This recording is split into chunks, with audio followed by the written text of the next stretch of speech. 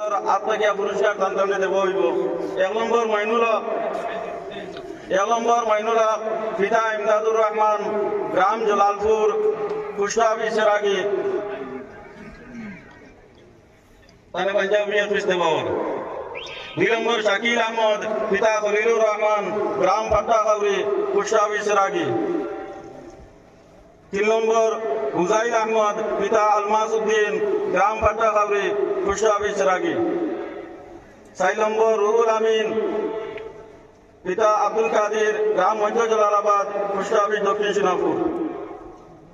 5 নম্বর শব্বির আহমদ পিতা হুসেন আহমদ, গ্রাম এমপুর, post office সেরাগি, থানা রাতাবাড়ি, জেলা করিমগঞ্জ।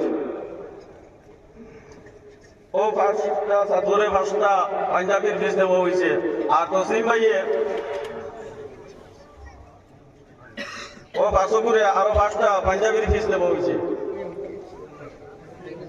মৌলানা আমরা মাদ্রাসার মৌলানা সুলতান হুসেন সাহেবের পক্ষ